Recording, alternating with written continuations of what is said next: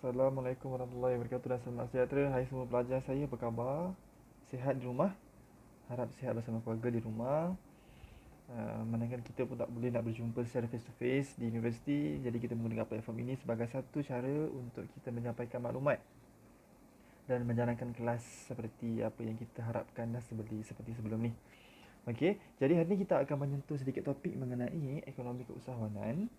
Okay, satu topik agak menarik untuk kita pelajari dan awak ketahui sebagai seorang usahawan insyaAllah satu hari nanti, dan kaitannya juga dengan subjek kita akan pelajari, iaitu subjek reka bentuk industri. Ada kepentingannya, so kita akan belajar dan kita akan tahu sedikit mengenai kepentingan tersebut.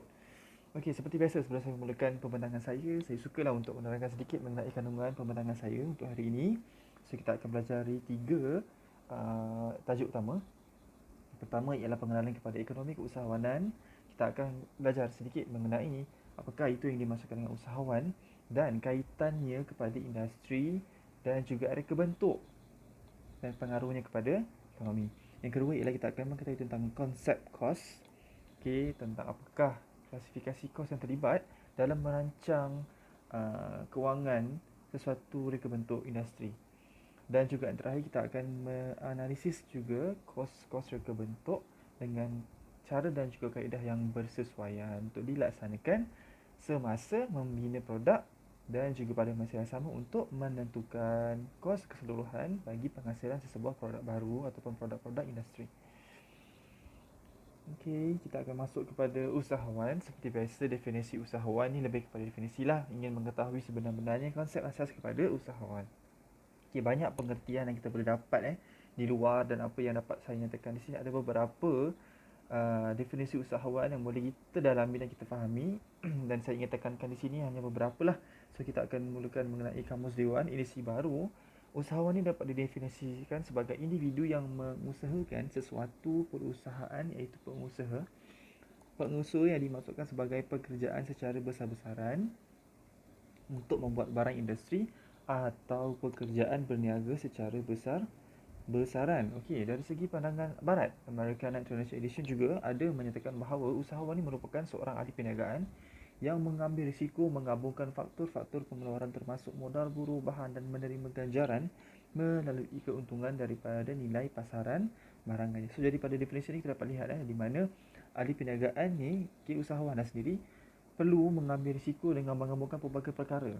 Okey, pelbagai perkara antaranya dari segi faktor reka bentuk, faktor pengeluaran yang mengandungi faktor-faktor kos dari segi modal, kos-kos buruh, bahan dan juga sebagainya, dan menjadikan kos sebagai satu elemen untuk menerima semula ganjaran dari segi keuntungan. Okey, melalui nilai pasaran semasa barangan yang hendak dijual. Okey, dan yang seterusnya juga samalah, kita akan lebih merujuk kepada usahawan yang merujuk kepada seorang innovator yang boleh mengakibatkan kepada satu pembaharuan, seseorang yang mengurus sesuatu kegiatan ekonomi, terutamanya mengelola, memiliki, mengurus dan menanggung risiko sesuatu perniagaan. Dan juga Kellen pada tahun 1994, okey, dia juga ada mendefinisikan individu usahawan sebagai individu yang menumbuhkan perniagaan dan menguruskannya untuk mendapatkan untung dan terus berkembang. Okey. Seterusnya, mengikut Yeo Putis pada tahun 1989, kajiannya ada menyatakan bahawa keusahawanan ini adalah merupakan sebuah ataupun satu kebolehan, kemampuan dan kecenderungan untuk melakukan perkara-perkara berikut. Iaitu yang pertama ialah mengenal pasti peluang perniagaan. Okey, perusahaan yang menguntungkan dirinya sendiri dan orang ramai, berusaha memenuhi keperluan masyarakat, mengambil risiko yang telah diperhitungkan, calculated risk, mentadbir bagi menghasilkan pembangunan ekonomi dan kebajikan sosial, dan sentiasa berusaha membuat pembaharuan untuk meningkatkan daya pengeluaran semasa.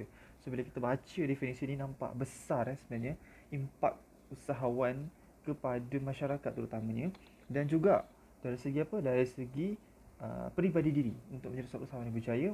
Pelbagai perkara yang kita kena ketahui dan pelbagai ilmu yang kita kena dalami supaya apa? Supaya segala istilah-istilah yang kita tahu, yang kita dengar tadi dari segi risiko, mengurus tadbir kewangan, mengurus tadbir sumber manusia, iaitu pekerja sebagainya, dapat diletakkan pada satu perancangan yang baik supaya hasilnya dapat memberikan impak yang positif, bukan hanya dari segi keuntungan syarikat, malahan juga memberi impak yang besar kepada sektor ekonomi negara. Mana kita ketahui sekarang kerajaan banyak mengesyorkan kita untuk menghasilkan syarikat sendiri. Supaya apa? Supaya kita mampu memberikan impak positif dari segi pertumbuhan ekonomi negara melalui penawaran kerja-kerja yang baik, yang positif yang dapat kita keluarkan daripada syarikat yang sedang kita usahakan. Okay, dan ini sebenarnya tidak langsung memberi impak pertumbuhan dari segi ekonomi in terms of teknologi dan juga keuangan. Bukan sahaja untuk diri kita, malah juga untuk kebersamaan dengan kejayaan kerajaan ataupun negara. Okey, kelas. Dalam melihat keusahawanan dalam reka bentuk industri ni, dia merangkumi pelbagai aspek. Okey, bermaksudnya ialah perkaitan ini melibatkan 4 perkaitan utama. Okey, apabila kita menilai keusahawanan dalam reka bentuk industri. Okey, pertama ialah kita akan melihat dari segi apa? Dari segi keusahawanan, dari segi klasifikasinya, definisi keusahawanan. Okey, jenis-jenis keusahawanan yang tadi saya sebutkan sebelum ni. Dan juga dari segi prospek industri. Okey, dalam keusahawanan kita kena ada dari segi prospek industri yang kita cuburi. Sebab apa? Bila kita tak ada prospek yang kita cuburi, kita boleh memfokuskan perniagaan kepada persaingan untuk melihat pasaran semasa dalam menghasilkan sesebuah produk. Okey, dan juga bantuan industri yang berkaitan dalam memberikan sumber dan juga pengalaman kepada seseorang usahawan untuk membangunkan produk yang lebih produktif dan juga sentiasa up to date dengan permintaan semasa negara lah. Okey, dan yang seterusnya ialah dari segi reka bentuk. Okey, dari segi reka bentuk ni adalah merujuk kepada prospek-prospek teknikal yang kita perlukan dalam kita menghasilkan sesebuah produk. Okey, reka bentuk termasuklah reka bentuk dari segi reka bentuk produk yang akan merangkumi kos-kos dan juga perancangan-perancangan dalam menghasilkan produk dalam sesuatu tempoh masa yang telah ditetapkan oleh sesebuah firma keusahawanan. Okay, apabila merujuk tentang reka bentuk, of course, bila kita sebut tentang reka bentuk dan libatkan kos, dia akan merangkumi dari segi ekonomi. So, bila sebut dari segi ekonomi ni, kita kena rancang lah dalam menghasilkan sebuah produk ni. Produk kita ni perlu dipasarkan dengan harga yang standard ataupun mampu milik dengan pasaran semasa.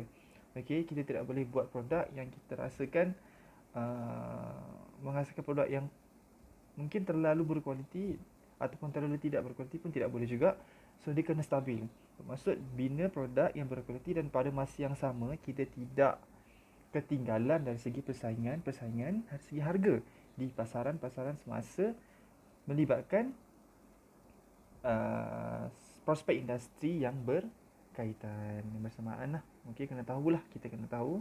Okey, dalam menjadi seorang usahawan yang berjaya, kita kena tahu konsep keusahawanan, kita kena tahu prospek industri yang kita ceburi dan reka bentuk, konsep-konsep reka bentuk dan kos-kos yang terlibat perlu diperjelaskan supaya apa? Supaya ekonomi yang kita bina, okey, ekonomi dari segi penyediaan bahan itu menepati kepada kehendak pasaran semasa dan sekaligus mampu membangunkan hasrat kerajaan, hasrat negara dalam menghasilkan sebuah ekonomi negara yang maju. Okey, kita dapat dari sini seterusnya dapat kita lihat tengok konsep. Okey, konsep asas kepada reka bentuk di mana dapat kita lihat bahawa semakin rendah kos bermaksud apa? Semakin cekaplah sesebuah organisasi itu ditadbir. Rendah kos bukan bermaksud rendahnya kualiti pengeluaran sesebuah produk, tetapi ianya terpengaruh kepada bagaimana sesebuah organisasi itu ditadbir dengan cekap. Okey, maksud organisasi itu ditadbir ialah macam mana sebuah syarikat itu mereka menyenarai turunkan keperluan-keperluan dan juga memberikan perancangan-perancangan yang berkaitan dan juga perancangan yang efektif dalam menghasilkan sesebuah perancangan ekonomi atau perancangan kewangan produk yang baik. Okay, banyak perkara yang kita kena tahulah dari segi keperluan kosnya, keperluan reka bentuk dan juga keperluan dari segi organisasi dalam memastikan perancangan terhadap pembangunan produk dapat direalisasikan dalam time frame yang telah ditetapkan dan menepati kepada konsep keuangan yang telah diperkenalkan oleh syarikat. Okey, maksudnya produk dibina bergantung kepada masa yang telah ditetapkan dan berjaya dibina juga dengan kos-kos yang telah diperuntukkan oleh organisasi atasan. Okey. So semakin cekap bermaksud semakin baiklah, okey, dari segi penglibatan kos dalam penghasilan sesebuah produk.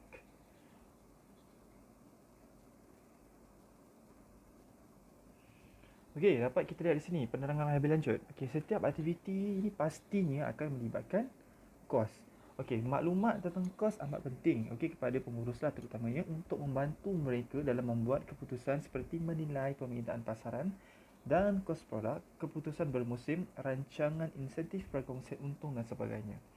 Pengurus juga akan menggunakan maklumat kos yang berbeza bagi membuat keputusan yang berbeza. Itu tadi kita sebutkan tadilah. Okey, perincian yang sebelum ini menyatakan bahawa uh, kos dapat dikurangkan melalui tadbir urus pengurusan yang baik.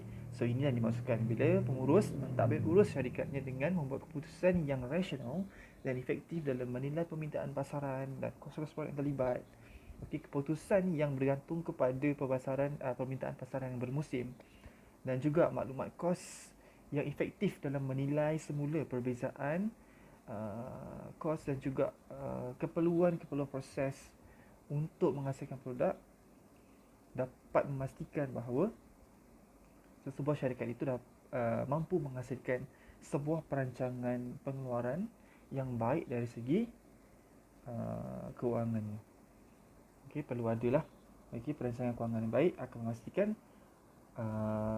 penglibatan kos pada produk yang akan sangat minimum.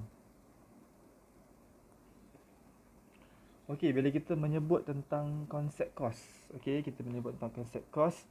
So ini adalah di antara uh, perkara-perkara yang should bear in mind dan kita perlu fikir-fikirkan. Okey, mengapakah konsep kos dalam reka bentuk produk ni adalah sangat perlu diutamakan. Okey, kerana apa? Kerana ada 3 perkara sebenarnya yang nak kita lihat. Yang pertama ialah bagaimana kita untuk menyatakan dan menganggarkan aktiviti kos. Ini kita nak membuat anggaran kos. Okey, secara kasar tentang idea-ideologi kita untuk menghasilkan produk tersebut. Okey, bila ada anggaran kasar kos, secara tak langsung kita dapat melihat margin kos yang akan kita hasilkan pada produk kita sebelum dipasarkan. Dan setelah daripada itu, kita nak melihat juga bagaimana sistem perakaunan kos ini direka bentuk. So ini akan bergantung kepada pengurusan atasan. Bagaimana mereka mentadbir urus dan menyelia keperluan-keperluan kos yang perlu terlibat di dalam penghasilan sebuah produk. Okey. So ini lebih kepada perancangan lah. Perancangan dan juga dari segi marginal keuntungan yang syarikat tetapkan dalam penghasilan sebuah produk. Okey. So dan yang seterusnya ialah bagaimana kita untuk mengkelaskan kos melalui aktiviti. So ini kita akan lebih lihat kepada bagaimana kita nak merangka kos-kos yang terlibat secara spesifik di dalam penghasilan sebuah produk. So kita akan go through nanti jenis-jenis kos yang ada ataupun klasifikasi kos-kos yang terlibat dalam pembangunan sebuah produk. Bila kita ketahui dengan lebih jelas mengenai bagaimana sebuah kos itu dapat kita kelaskan, ini secara tidak langsung dapat memberi input yang baik kepada pihak atasan untuk mereka membina sistem perakaunan yang lebih mampan. Okey, supaya apa? Supaya kita dapat menghasilkan sebuah produk yang bukan sahaja berfungsi dengan baik, tetapi juga produk yang mampu menembusi pasaran semasa dengan harga yang bersesuaian. Okey, secara amnya juga sebagai ilmu tambahan, kebanyakan industri pengeluaran ni perlu mengetahui kos bagi setiap produk yang dihasilkannya. So ini adalah penting sebab apa? Sebab bagi kita adalah kita untuk menentukan harga bagi sesuatu produk yang akan kita hasilkan. Jadi penghasilan sesuatu produk selalunya akan melibatkan proses yang kita namakan ini sebagai kos. So peruntukan kos inilah yang akan mempengaruhi pula dipengaruhi pula oleh faktor-faktor yang mempengaruhi perjalanan penghasilan produk tersebut. Okey, dan faktor-faktor yang mempengaruhi perjalanan penghasilan produk tersebut ialah kos-kos ataupun klasifikasi kos yang akan kita go through, yang akan kita kaji, yang akan kita nilai dengan lebih jelas supaya penyenaraian kos ini dapat disusun atur dengan lebih jelas seiring dengan proses-proses terlibat dalam sepanjang menghasilkan produk yang akan kita bangunkan. Okey, ini adalah merujuk kepada anggaran kos. So ini adalah di antara fasa-fasa terawal dalam kita mereka bentuk sesebuah kos produk. Okey. Dan juga step-step terawal lah dalam kita menentukan ekonomi yang baik dalam dalam perancangan ekonomi yang baik adalah ekonomi keusahawanan. So, kelas anggaran kos ni adalah kos selalunya digunakan untuk menentukan harga sesebuah produk. Okey, betul lah kita nak beli barang pun kita nak kena ada tahu harga. So, harga yang kita lihat di kedai itu adalah harga pasaran. Okey, tetapi di sebalik harga pasaran tu sebenarnya akan ada harga-harga kos pembuatan yang telah dikaji, okey, sebelum terhasilnya harga di pasaran. Okey. So harga bagi suatu produk tersebut ni akan dikira berdasarkan kepada keuntungan pada suatu produk tersebut. So bila kita dah ada cost production yang kita dah cover dalam harga pasaran, kita nak kena tahu juga dari segi harga ataupun marginal keuntungan yang kita kena ada bagi setiap satu unit produk yang telah kita hasilkan. Supaya apa? Supaya ialah bila kita membuat sebuah bisnes ataupun menjadi seorang usahawan, okey, antara perkara-perkara yang kita buat ialah bagaimana kita yang perkara yang kita fikirkan ialah macam mana kita nak mencari bisnes dan juga macam mana juga kita nak dapatkan keuntungan daripada bisnes yang telah kita offer kepada masyarakat. Okey, keuntungan ni nanti kita akan ceritalah di section seterusnya mengenai marginal keuntungan yang bersesuaian. Dan kos adalah jumlah perbelanjaan yang perlu dibayar bagi mendapatkan sesuatu perkara atau melaksanakan sesuatu aktiviti. So ini tadilah kos pembuatan lah. So ini adalah penjelasan kos pembuatan yang terlibat. Okay. Boleh semua Saya terpaksa buat cara macam ni supaya saya nak awak faham. Okay, bila awak faham, membaca mungkin boleh faham, tapi bila ada penjelasan, saya harap dengan penjelasan ini lebih memudahkan awak untuk faham lah. Alright. So, kos produk. Okay, ini adalah klasifikasi utama kepada kos produk. Okay, kos produk nanti kita akan ada 3. Kita akan ada kos dari segi bahan, kita akan ada kos buruh dan juga kita akan ada kos perbelanjaan. Okay, ini secara general lah dalam kos produk akan ada 3. Okay, apakah itu kos produk dari segi bahan? Dari segi bahan, okay, bahan mentah yang digunakan dalam proses pengeluaran. Okay, bahan mentah ni adalah merujuk kepada bahan-bahan yang kita guna pakai untuk kita hasilkan produk. Contoh kalau kita nak bina produk yang berbentuk kerusi, so bahan mentahnya adalah kerusi. Contoh kita ambil kerusi kayu, maksud bahan mentah adalah kayu dan sebagainya. Dan sekiranya kerusi plastik, maksudnya bahan-bahan mentah seperti granul-granul plastik, okay, ataupun aditif-aditif yang berbahan plastik adalah merujuk kepada bahan mentah dalam proses pengeluaran kerusi plastik. Okay, bahan-bahan fizikal lain yang digunakan sehingga produk tersebut disiapkan. So ni macam bahan-bahan sokongan lah. Contoh nak buat kerusi, okay, kita nak pakai CCQL, okay, untuk mengukuhkan lagi sambungan pada kerusi. So itu adalah CCQL yang kita jadikan sebagai bahan-bahan fizikal lain yang digunakan untuk menyokong pembangunan utama sesebuah produk, okay, ataupun pembangunan utama kepada bahan mentah yang telah kita ceritakan sebelum ini. Okay. Dan juga adalah untuk tentukan produk yang ekonomi dan munasabah. Okey, so bahan ni adalah di antara faktor utama, okey, dalam kita menentukan produk yang ekonomi dan juga munasabah. Jadi penggunaan bahan yang bersesuaian perlulah ada supaya apa? Supaya kos ni dapat kita optimumkan kepada penggunaan kos yang lebih bersesuaian. Supaya apa? Supaya harga produk yang kita pasarkan ni adalah tidak terlalu mahal dan tidak terlalu murah, berada dalam marginal harga pasaran yang relevan. Okey. Seterusnya dari segi kos buruh. Okey, kos buruh ni adalah merujuk kepada kos upah atau gaji bagi pekerja yang terlibat secara terus dalam pengeluaran produk. Okey. Bila sebut tentang buruh, of course kita tahu ialah merujuk kepada sumber manusia. Maksudnya apa? Maksudnya ialah kita menggunakan sumber manusia dalam membantu menghasilkan produk. Okey. Dalam arti kata lain juga, buruh ni dia terlibat, ada buruh yang terlibat secara terus dan ada juga buruh yang tidak terlibat secara tidak terus. Okey, berbeza keadaannya. Okey, dan setiap proses pengeluaran, okey, dia akan mempunyai keperluan buruh yang berbeza bergantung kepada kesesuaian sesebuah syarikat itu menjalankan pembuatannya. Okay, ada syarikat ni lebih kepada simulasi atau automasi. Jadi dia tidak memerlukan penggunaan buruh yang banyak. Okay, sebab dia mengautomasikan proses dalam pengeluaran produk. Okay, jadi kita kena justifikan lah. Okay, kita sebagai designer, okay, ataupun spherical bentuk, kita kena tahu kita segi proses pembuatannya, berapa ramaikah buruh yang kita perlukan dalam menghasilkan sesebuah produk.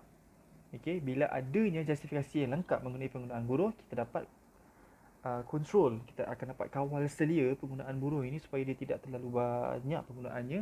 Kenapa? Bila terlalu banyak penggunaannya, dia akan meningkatkan kos pembuatan dan secara langsungnya akan meningkatkan juga harga pasaran produk kita. So kita kena kawal dengan baik lah, okay, keperluan buruh ni. Dan juga buruh ini, kos buruh ini juga adalah diperlukan dalam menentukan upah kos yang bersesuaian dan berpatutan. So kita kena tahulah bila kita sebut pasal kos buruh ni, kita kena tahu juga dari segi upah kos berapa yang bersesuaian dan berpatutan dengan harga atau dengan upah yang semasa. Okey. Upah yang semasa. Okey, perbelanjaan lain ni adalah hal-hal yang selain daripada kos buruh dan juga kos bahan. So semua kos pengeluaran yang tidak langsung adalah merujuk kepada perbelanjaan lain. Okey, dan upah buruh dan bahan yang tidak secara tidak langsung adalah antaranya, contohnya ialah kita dapat ada dalam perbelanjaan lain ni adalah kos dalam kuasa elektrik, pembayaran sewa, bangunan, insurans dan sebagainya. So ni adalah perbelanjaan sampingan lah.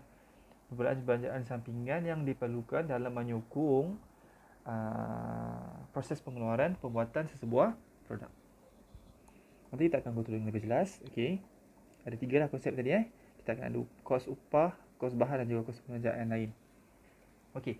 Dalam setiap satu jenis kos yang saya nyatakan tadi, dia akan ada pecahan dia juga, di mana kita panggil sebagai klasifikasi kos.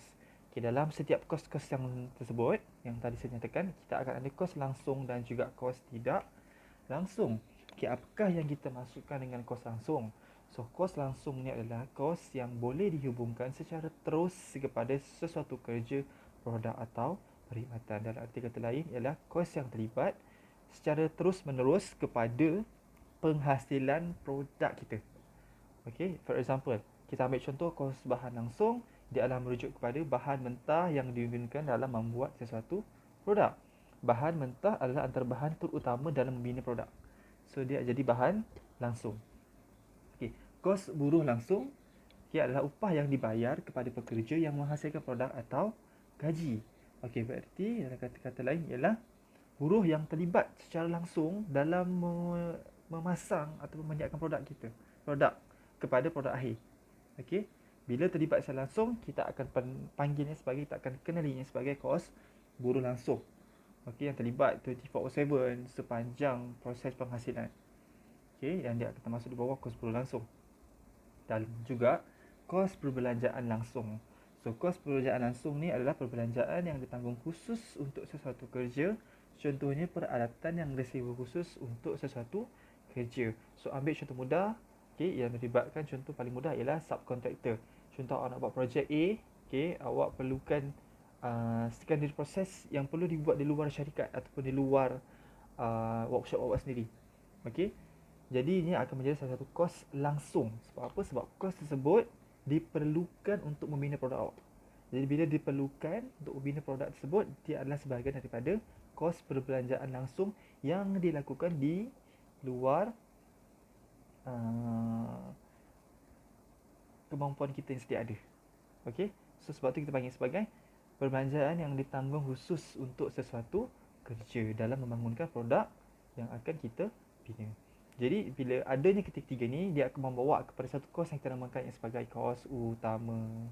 So kos utama ni dia akan merujuk kepada kos yang direct kepada bahan kita, iaitu kos bahan langsung, kos buruh langsung dan juga kos perbelanjaan langsung. Okey, selesai kos langsung.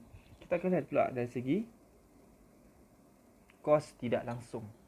Okey, kos tidak langsung ni of course dia akan vice versa. So dia akan berlawanan dengan definisi kepada kos langsung. So maksudnya kos tidak langsung ni adalah kos yang terdiri daripada kos perbelanjaan yang tidak dapat dihubungkan terus kepada sesuatu produk ataupun servis. Maksudnya keperluan-keperluan sampingan kepada penghasilan sebuah produk. Dan kos tidak langsung ni kita akan juga kenali ianya sebagai kos overhead. Okey, untuk pengetahuan pelajar-pelajar saya juga, okey, dalam kos tidak langsung ni kita ada juga spesifikasi atau penjelasan yang kita panggil sebagai kos bahan, kos buruh dan juga kos pengerjaan. Okey, saya ambil contoh mudah dalam kos bahan tidak langsung. Okey, contoh-contoh bahan ni adalah bahan yang tidak berkaitan secara terus. Okey, dalam arti kata lain adalah bahan yang tidak membina produk. Okey, contohnya ialah kita dapat di sini. Contoh-contohnya ialah seperti bahan-bahan yang diperlukan dalam penyelenggaraan. Penyelenggaraan dalam menghasilkan produk. Contohnya minyak grease. Okey. Barang-barang keperluan perjalanan lain. So tu dia adalah di bawah bahan-bahan kos bahan yang tidak langsung. Okey, dalam kos buruh yang tidak langsung pula, dia akan melibatkan kos-kos upah. Okey, bagi pekerja-pekerja yang tidak terlibat secara langsung dalam penghasilan produk. Okey, dalam arti kata lain, dia akan lebih kepada apa? Kepada kos-kos pembayaran gaji-gaji pekerja-pekerja, pengurusan, pengkeranian maupun kerja-kerja pencucian. Contoh, dalam menghasilkan produk, okey, awak juga memerlukan staf-staf sokongan dalam menghasilkan produk awak sendiri. Okey, ni bila kita melihat kepada sudut perspektif yang besar. Okey, dalam sebuah syarikat, kita saling melengkapi. Maksudnya akan ada staf-staf pentadbiran, akan ada staf-staf teknikal, okey, yang akan menghasilkan produk. So, staf-staf pentadbiran inilah adalah antara staf-staf sokongan yang membantu kita untuk menjalankan atau menghasilkan produk dalam keadaan yang lebih smooth dan juga lebih teratur. Okay, yang ini kita panggilkan sebagai kos-kos administratif ataupun kos-kos buruh yang tidak langsung. Okey, dan yang terakhir adalah kos perbelanjaan tidak langsung. So, kos perbelanjaan langsung tadi, kalau langsung ni lebih kepada kita subkon projek atau proses kita. Dalam kos perbelanjaan tidak langsung ni, dia akan lebih kepada hal-hal yang melibatkan tentang kos-kos sampingan lain. Contohnya macam contohnya seperti sewa-sewa bangunan, okey, bayar insurans syarikat, okey, dan juga penggunaan api dan air syarikat. So, itu adalah di bawah overhead, kos perbelanjaan tidak langsung. Okey, jadi bila kita dah tahu kos langsung dan kos tidak langsung, sejumlah kos kita boleh dapat. So, maksudnya jumlah kos ni adalah kos langsung yang ditambah dengan kos tidak langsung. Okey, perlu so dalam kajian awak kena tahu apakah itu kos langsung yang terlibat dalam menghasilkan kepada awak dan kos yang tidak langsung pula apa yang terlibat. Okey, perlu. So perlu ada berkaitan tu. Okey, baik. Seterusnya kita tengok contoh untuk menambah lagi kefahaman awak. Contoh, saya ambil ideologi lah aku sebatang pen. Okey, dalam sebatang pen ni kita cuba bayangkan apakah kos langsung dan kos tidak langsung yang terlibat. Okey, contoh kita ambil kos langsung dalam penghasilan sebatang pen. So, kos bahan langsung ialah bahan mentah bagi pen casing. Atau maksudnya nak bangunkan casing pen kita gunakan plastik. So, plastik itu adalah bahan mentah utama yang kita kategorikan sebagai kos bahan langsung. Okey, dan kos buruh langsung ni siapa? Operator. Maksudnya operator yang bekerja secara langsung dengan bahan mentah kita. Dalam operator-operator yang dibayar, yang diberi tugas untuk memasang komponen untuk menjadi sebatang pen. So, dia adalah kos buruh yang terlibat secara langsung kepada pembinaan sebatang pen. So, operator lah kos buruh secara langsung.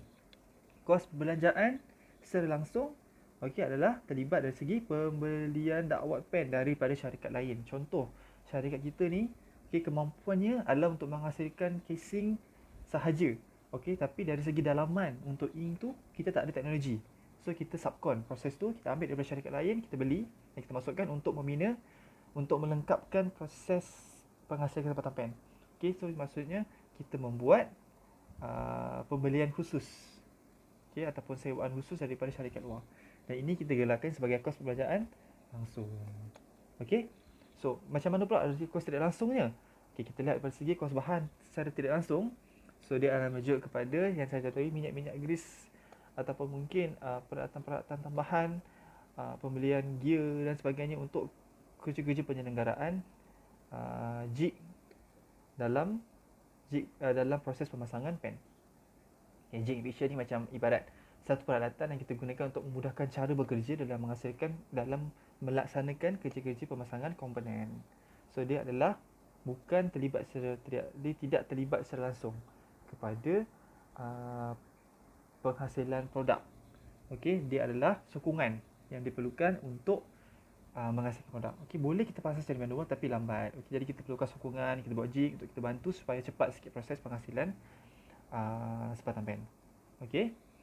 Kos buruh secara tidak langsung adalah merupakan contohnya pekerja-pekerja pengurusan yang menguruskan gaji-gaji pekerja dan juga makcik-makcik cleaner ataupun pakcik-pakcik cleaner yang bantu kita untuk menjaga kebersihan dan juga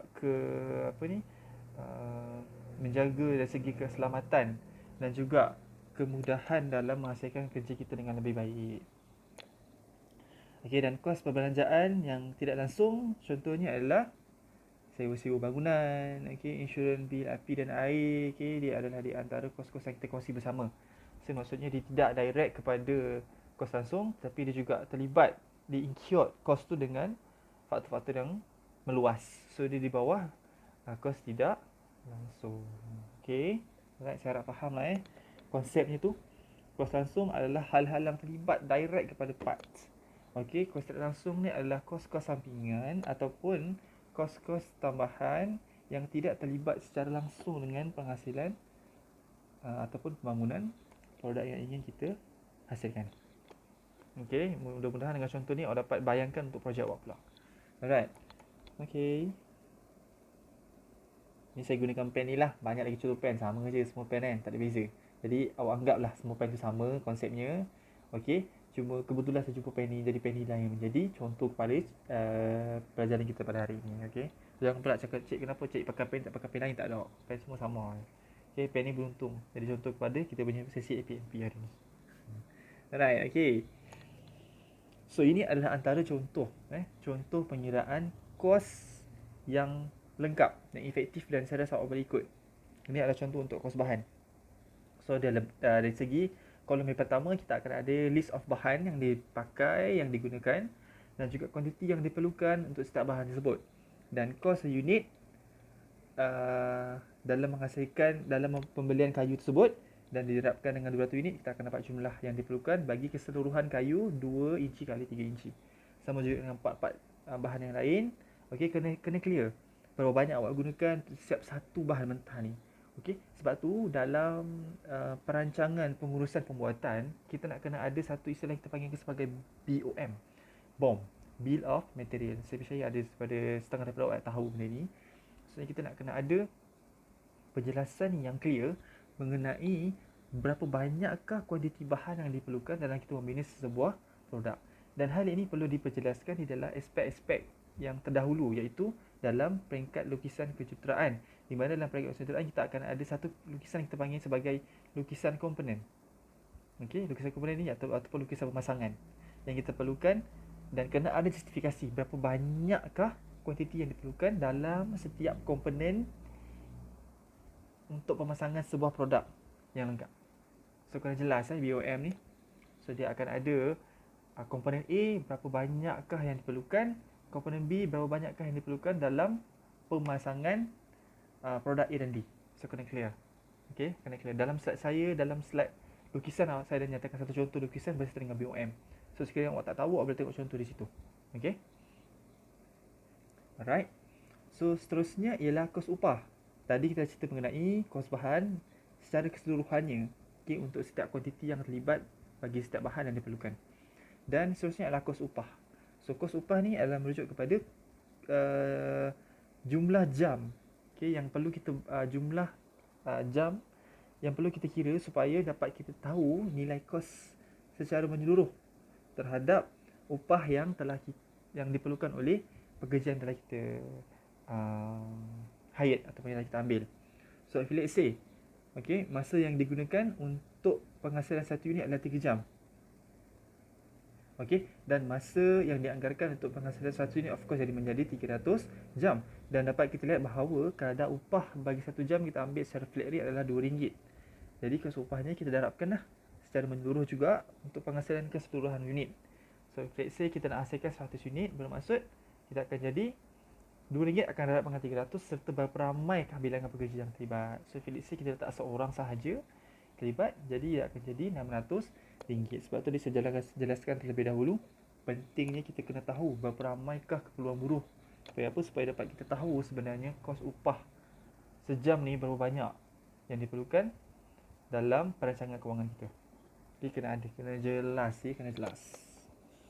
Alright, boleh saya harap semua okey? Semua okey? Alright.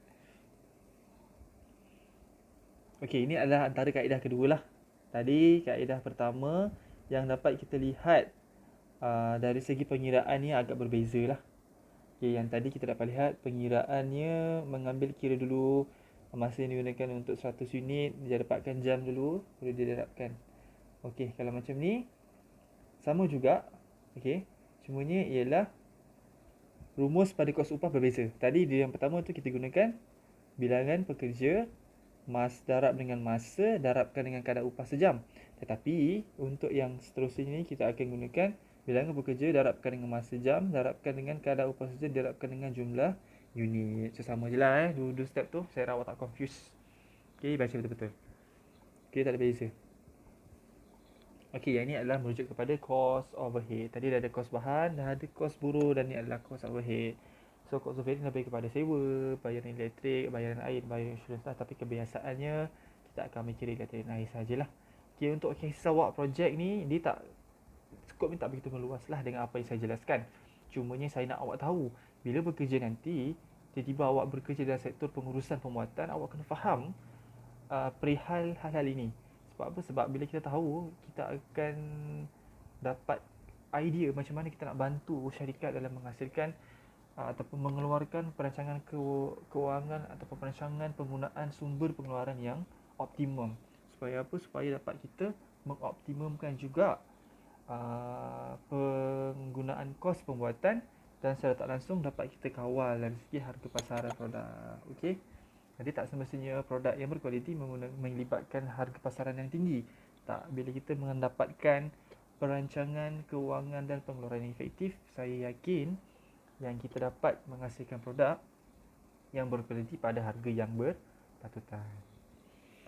Okey, setelah dah tahu ketiga-tiga kos tu, next apa kita nak buat? Kita kena cari kos pengeluaran projek dengan menambahkan ke semua ketiga-tiga elemen kos tadi. Iaitu yang pertama kos bahan, yang pertama tadi kos bahan harga tadi 873 total, kos upah tadi total RM600, kos overhead adalah RM45. So total okey, untuk kos bahan, kos upah dan kos overhead ini adalah 1518. Okey, ini kita gelarkan sebagai kos pengeluaran projek. So ini kena ada dalam awak punya projek. Saya nak tengok setiap pelajar ada. Pastikan ada. Clear saya nak clear macam ni. Okey, ada kos pengeluaran projek. Selepas dah ada kos pengeluaran projek, kena ada kos pengeluaran seunit. So if let's say kes kita ni, okey, kita dah memang kita melibatkan satu unit produk sahaja, kita tidak melainkan banyak produk. So, nyatakanlah dalam satu unit produk. Okey, kena justifikan lah. Okey, kalau contoh sekiranya pengenalan awak tu melibatkan 100, okey, awak mensasarkan menghasilkan produk sebanyak 1 produk sekiranya dipasarkan. Jadi, bila untuk sampai kos pengeluaran unit ni, awak tetap kena bagikan dengan 100. Okey, dengan bilangan target unit awak yang terjual. Okey, sebab kita nak tengok harga se-unit. Alright. So, bila dah tahu kos pengeluaran seunit, kita boleh tentukan apa? Kita dah boleh tentukan harga jualan seunit. Okay, nak tentukan harga jualan seunit ni, so kita akan ada rumus yang kita melibatkan tentang kos pengeluaran seunit tadi yang kita dapat, tambahkan dengan elemen keuntungan, dan kita akan dapatlah harga jualan seunit di pasaran. Okey, saya nak menyentuh sikitlah mengenai elemen keuntungan ni lah. Okey, banyak kita tengok banyak syarikat yang melibatkan prospek keuntungan yang berbeza-beza. Okey, dan rata-rata syarikat yang saya tengok dia melibatkan marginal prospek elemen keuntungan sebanyak 10 hingga 30% bergantung kepada persetujuan daripada pihak atasan. Okey, ini adalah merujuk kepada bagaimana mereka nak mengira semula untuk mendapatkan turnover dalam masa tahunan, dalam masa tahun. Jadi bila nak mendapatkan turnover ataupun modal apa kita panggil sebagai balik modal tahunan, jadi elemen-elemen keuntungan ni adalah di antara hal-hal yang kita nak kena tahulah, dan dia akan balik kepada persetujuan daripada syarikat. Okay, so basically 10 to 30% lah. Okay, Okey, dan bila kita merujuk juga dari segi pandangan Islam, pandangan Islam sebenarnya tiada batasan keuntungan dari segi syarak yang dinyatakan, tetapi bagi mengelakkan berlakunya beza harga yang keterlaluan antara produk kita dengan produk lain, so ada saranan daripada mazhab-mazhab ataupun mazhab-mazhab tertentu lah yang saya baca ni, untuk fokus yang bersama lah. So ada mazhab Malik dan Syafi'i menyarankan supaya kadar keuntungan tidak melebihi 34% daripada harga pasaran. Okey.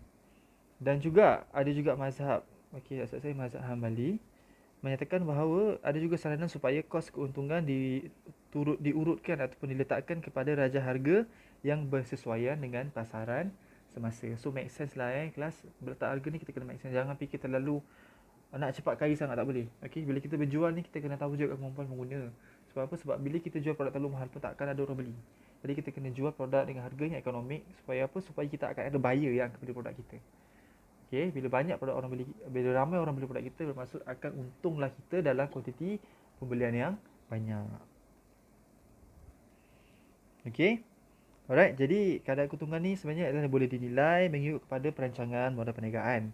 Dan perlu diingat juga kelas, keuntungan harus diletakkan seiring dengan harga pasaran semasa agar kita tidak ketinggalan dalam persaingan pasaran setempat. Okey, alright. So make sense lah So bagi saya, pendapat saya, kadar keuntungan yang bersesuaian adalah 10 hingga 30%. Okey, dan letakkanlah mungkin dalam estimate antara that range lah, 10 to 30% lah. Okey, kalau kita membuat pengeluaran yang banyak, saya rasa kadar keuntungan yang kecil pun dah boleh cover balik dah pada modal yang kita keluarkan. Okey, sekiranya kita makan produk agak rendah, so kadar keuntungan, elemen keuntungan tu kena besar lah peratusannya supaya dapat kita cover balik. Okey, dari segi kos-kos yang kita libatkan, dari segi perancangan, pelaksanaan sehinggalah pembangunan akhir projek kita tu. So kena urutkan peratusan keuntungan tu bersesuaian dengan keadaan penghasilan produk kita.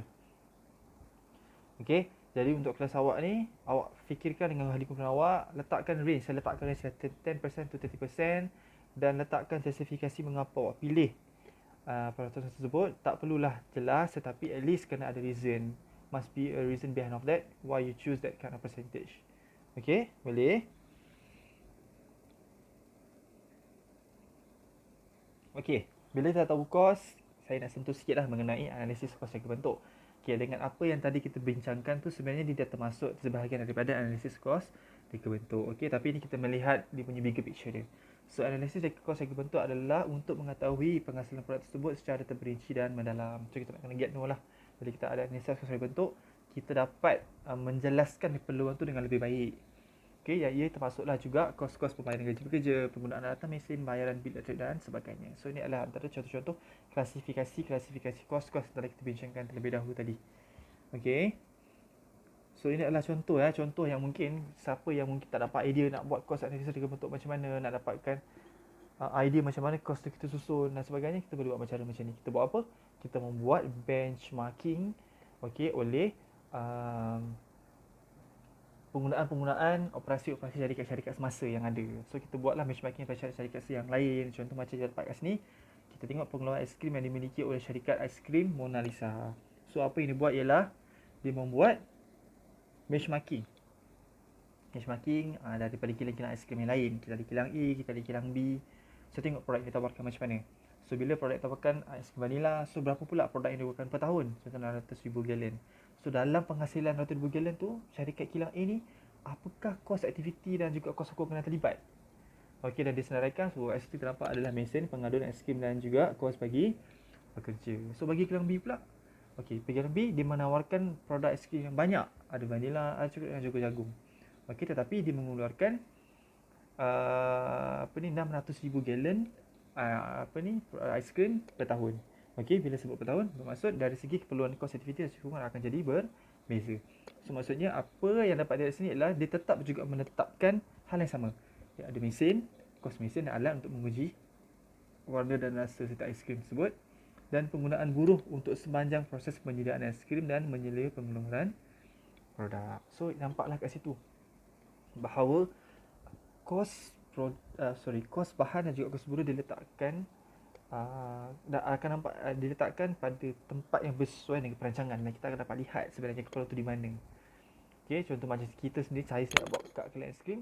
So ni adalah antara contoh-contoh analisa kos harga bentuk produk yang baik untuk saya dapatkan gambaran awal mengenai kos apa yang akan terlibat secara dasarnya dalam menghasilkan ataupun menjalankan bisnes keusahawanan mengenai pengeluaran aiskrim. Okey, boleh nampak kelas. So ni bolehlah gunakan untuk bantu awak untuk dapatkan overview, okey, dapatkan idea macam mana nak tahu kos-kos yang terlibat. Okey, bolehlah kita refer. So bukan mudah juga sebenarnya dapatkan info-info ni. Tak semua kilang ataupun syarikat akan bagi. So bergantung kepada kita, cara kita mendekati syarikat tersebut, dan supaya bila kita datang dengan cara yang baik, boleh kemungkinan besar itu akan membantu kita dengan cara yang jauh lebih baik. So kena tahulah cara-cara nak dapat informasi ni. Ni contoh saja. Kena brilliant. You must brilliant to have an idea to get know about the industrial needs. Okey, dalam merancang atau melakukan perakiraan suatu produk, terdapat beberapa kaedah yang digunakan untuk menganalisis produk. Di antaranya adalah dengan menggunakan analisis SWOT. So, ia digunakan bagi merancang pembangunan produk tidak kira untuk tujuan jangka panjang maupun jangka pendek. So, ini bila kita menerangkan tentang bagaimana kita nak menginterpretasi, menganalisa produk yang kita hasilkan ni adalah berbaloi untuk dihasilkan dari semasa ke semasa dan juga mampu untuk menembusi pasaran semasa. So this kind of things adalah di antara perkara-perkara yang kita kena sentiasa fikirkan sepanjang proses pembangunan produk. Okay, sebab apa? Sebab kita tak tahu, mungkin sepanjang kita bina tu peringkat awalnya adalah seperti yang dibayangkan secara ideal, akan tetapi bila dia dah go through all the process, so mungkin dia akan ada outlier factors yang akan effect kepada penghasilan produk kita, dan kita kena reflect balik keperluan tu dan menilai semula agar pemilihan jalan penyelesaian kepada pembuatan produk tu akan dapat diletakkan kepada cara yang paling maksimum dan efektif supaya hasilnya tidak memberikan impak yang negatif kepada penghasilan akhir produk kita nanti. Jadi SWOT ni kita lebih kepada macam mana kita nak mengkaji kita punya strength, kita punya weaknesses, okay, inside and out. So penting dan bersesuaian lah untuk kita lihat analisis SWOT ni. Saya rasa awak pun tahu benda ni, tapi kita just go through je. Kita tengok contoh di sini. So ni adalah analisis SWOT. So dia akan ada S stand for strength, W stand for weakness, O stand for opportunities, and T stand for threat. Kalau kita lihat kepada sisi unjuran atas ke kanan, so dia akan melihat kepada faktor dalaman. Okay, kita melihat kepada strength kita dan weaknesses kita dalam menghasilkan produk tersebut. Okay, bila kita melihat pula dari segi line kedua ke kanan, opportunities and threat, dia akan melihat kepada faktor luaran. So opportunities peluang kita. Peluang kita ada apa untuk kita pastikan pasaran kita ni kat luar akan dapat pasaran yang sangat baik. Okey, peluang apa yang kita ada? Mungkin bantuan dari segi kewangan, bantuan dari segi latihan luaran yang boleh kita absorb kepada penghasilan produk kita. Okey, dan trade ni adalah merujuk kepada ancaman ataupun mungkin gangguan-gangguan luar yang kita kena siap sedia hadapi. Okey, supaya apa? Supaya bila kita diberikan tekanan, okey, mungkin daripada persaingan-persaingan luar, persaingan kita sendiri, kita dah bersiap sedia dengan sebarang orang kata perubahan jadual pembuatan ataupun perubahan produk secara reka bentuknya pada peringkat-peringkat last minute ataupun peringkat akhir penghasilan produk. So kena adalah, okey, kena siap sedia dengan ancaman-ancaman tersebut supaya di peringkat awal lagi kita dah tahu dah sebenarnya. Untuk elakkan berlakunya ancaman ni, kita dah buat perancangan terlebih awal. Okey. So bila kita lihat daripada atas ke bawah, mula daripada kiri dulu ke bawah, kita akan dapat lihat di situ adalah perkara-perkara yang positif. So perkara positif ni sebenarnya kita dapat tekankan supaya apa? Supaya dapat kita yakinkan diri kita yang kita mampu untuk menghasilkan produk kita kepada apa yang telah kita rancang. Okey. So bila ada positifnya, barulah kita akan dapat semangat untuk hasilkan produk, dan barulah kita akan lihat dari sisi negatifnya. Supaya apa? Supaya bila adanya sisi negatif ni, kita akan dapat lihat bagaimana cara-cara lain, cara-cara tambahan dapat kita perbaiki kelemahan yang kita ada. So kena lihat juga, tak boleh tengok positif ya, kita kena tengok juga daripada segi side negatifnya supaya benda tu seimbang. Dan bila ada penambahbaikan, so sisi positif akan lebih bertambah dan kita akan dapat lebih dari cari. So dari segi negatif ni, kita akan dapat dari segi weakness dan juga ancaman. Okay. So ni adalah antara contoh lah yang awak boleh guna pakai, okay, untuk awak menilai produk awak tu. Contoh bila awak tengah buat, tiba-tiba awak rasa macam tak yakin pula produk awak ni boleh ke pergi jauh. So list kan dari segi kekuatan produk awak ni macam mana boleh dipasarkan. Okey, dan lihat dari segi berbagai sudut. Dari segi faktor dalamannya, dari segi faktor luarannya dan juga kehebatan positifnya produk awak dan syarikat awak dalam masa tersebut, dan mungkin dari segi side negatifnya apakah mungkin kesan-kesan ataupun akibat-akibat sekiranya kita still meneruskan projek yang kita rasa tidak elok untuk kita hasilkan. So benda ni kena sentiasa bergerak seiring dengan fasa-fasa pembangunan produk. Okey, ni adalah satu contoh tools lah yang awak semua boleh guna pakai. Okey, boleh. Untuk benchmarking pun boleh guna benda ni juga. Okey, untuk melihat cost pun boleh juga kita rujuk kepada tools ni. Tak ada masalah.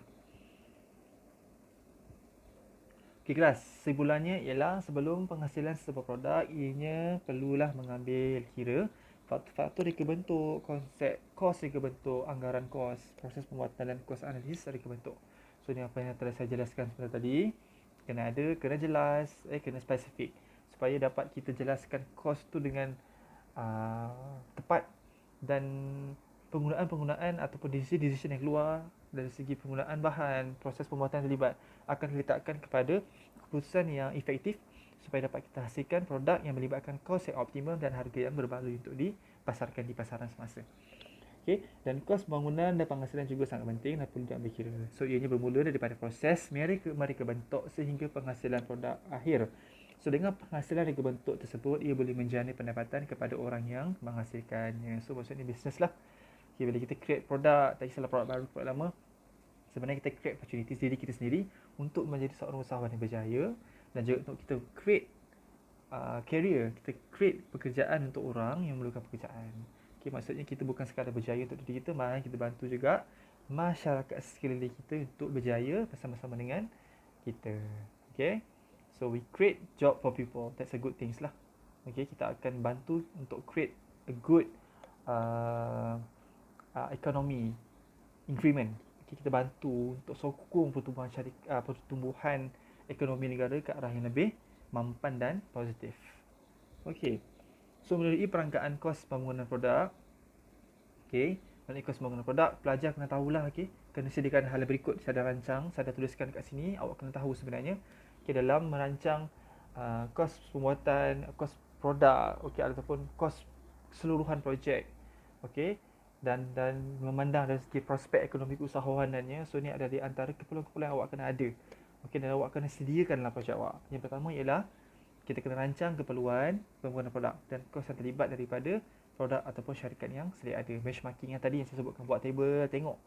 Okey, yang ni bagi mungkin yang bagi beginner, okey, yang masih lagi nak melihat bagaimana nak menghasilkan produk tersebut dari segi kos apa yang terlibat. So kita buat benchmarking kepada production resources. Okey, syarikat tu tengok production ni apa yang digunakan dari segi sumber manusianya, dari sumber teknikalnya, sumber operasinya apa yang digunakan. So get know, listkan, dan kita akan nampakkan situ kos-kos yang akan terlibat dalam menghasilkan produk yang awak boleh guna pakai dalam menghasilkan produk awak nanti. Okey. Setelah selesai benchmarking, so kena tahu juga kedua ialah senaraian bahan yang diperlukan BOM. Perlu BOM ni apa? Sebab dalam aspek kos bahan tu nanti nak tentukan. Kita kena tahu jumlah bersih unit yang diperlukan untuk kita dapatkan, untuk kita bangunkan setiap satu komponen ataupun satu produk. So kena jelas, dalam lukisan kena jelas, kena ada BOM. Kalau tak nanti awak akan susah untuk dapatkan urutan kos penuh untuk kos bahan. Okey, kena jelas kat situ. Okey, untuk hasilkan produk A terdiri daripada subpart apa? Mungkin A1, A2, dan A1, A2 diperlukan berapa banyak? Mungkin A1 perlukan 2 bahan, A2 perlukan 2 bahan untuk hasilkan satu bahan A. So kena clear benda tu. So dipanggil sebagai BOM kelas. Ingat kelas, kena jelas. Okey, yang ketiga ialah kita kena senaraikan kos pengeluaran yang terlibat. Okey, kita nak kena senaraikan pula lah kos pengeluaran bila ada kos, senarai bahan semua. So kita kena get know pula. Okey, apakah senaraian kos-kos pengeluaran yang terlibat dari segi aspek kos bahan, kos upah dan juga kos overhead. So bila jadual kos. So kena adalah. So kos bahannya berapa, kos upahnya berapa setiap jam, berapakah pekerja yang diperlukan, okey, untuk hasilkan projek ini, untuk projek awak tu nanti kena get clear lah. Awak ada buat bayaran upah ataupun tidak, okey. Dan kos overhead, iaitu kos-kos sampingan, okey, yang terlibat untuk awak bangunkan projek awak ni. Okey. So nak baik, saya sarankan binalah jadual kos supaya awak dapat lihat ikut dari preset saya ajar tadi. Okey, paling penting ialah untuk kos bahan lah kena ada jadual kos so awak akan nampak. So bila dah dapat semua ni, awak tambahkan semua, awak akan dapat kos pengeluaran projek. Okey, bila dah ada kos pengeluaran projek, sekiranya kos tu dikira dalam unit kuantiti yang banyak, So pastikan awak tentukan kos pengeluaran secara seunit projek. Cari kos unit projek sebab apa? Sebab kita perlukan untuk kita tentukan harga jualan seunit. So bila dah dapat kos pengeluaran seunit projek, kita tentukan pula harga jualan seunit. Okey, yang kita akan ambil kira sekali dengan jumlah keuntungan yang disasarkan. Okey, boleh? Jadi saya harap awak fahamlah itu antara 5 step yang saya sangat harap yang awak buat dalam projek awak nanti. Clearkan benda ni. Okey, saya nak bantu awak ni. Okey, dan bila saya bina slide ni saya excited. Saya excited sebab saya nak kalau boleh kita clear mengenai keperluan ekonomi keusahawanan ni ataupun perancangan keuangan, kos dan sebagainya dalam pembangunan projek. Penting penting sangat. So bila kita jual barang, bila kita nak pasarkan produk, antara elemen terpenting produk adalah bukan hanya sekadar bentuk fizikal tapi juga dari segi pasaran harga. So pentinglah tetapan harga ni kena ada dan perlu dijustifikasikan dengan keadaan di mana kita betul-betul faham dan kita ketahui keperluan di mana supaya dapatlah kita hasilkan satu perancangan kewangan yang baik dan produk dapat dihasilkan dalam keadaan modal yang optimum dengan pasaran harga yang relevan. Okay, boleh? Alright, so saya rasa itu saja untuk pembentangan saya pada hari ini. Saya harap sangat supaya pelajar dapat faham apa yang saya cuba sampaikan. Dan seperti biasa, end up saya harapkan ada pelajar semua dapat buat tugasan. Okey, buat penulisan refleksi terhadap pemahaman dan cadangan anda mengenai pengajaran slide ini. So buatlah sedikit penulisan refleksi, tak perlu panjang, hanya satu muka surat saja. Okey, dah hantar refleksi ni seminggu selepas slide pengajaran ini dimuat naik di Google Drive saya. Okey, boleh? So ada sebarang masalah boleh terus kontak saya melalui WhatsApp, WhatsApp kumpulan kelas, grup kelas ataupun saya ada video masalah saya. Okey, email pun boleh. Okey kelas, saya rasa itu saja. Hopefully yang apa yang saya sampaikan yang awak faham dan awak juga excited seperti apa yang saya sampaikan ni. Saya excited sampaikan kepada awak ni. Di harapannya sampailah ilmu ni, mudah-mudahan kita kongsikan ilmu bersama dan insya-Allah dapat kita hasilkan projek kita dengan baik di hujung semester nanti. Amin amin rabbal alamin. Saja untuk hari ini. Okey kelas, terima kasih. Terima kasih. Harapnya dengan cara macam ni dapatlah kita teruskan PNP kita dengan baik dengan tiada kekangannya pembelajaran secara bersemuka dapat kita kurangkan dengan cara macam ni. Okay, insyaAllah jumpa lagi. Sekian saja. Sekian, terima kasih. Assalamualaikum warahmatullahi wabarakatuh. Baik, bye.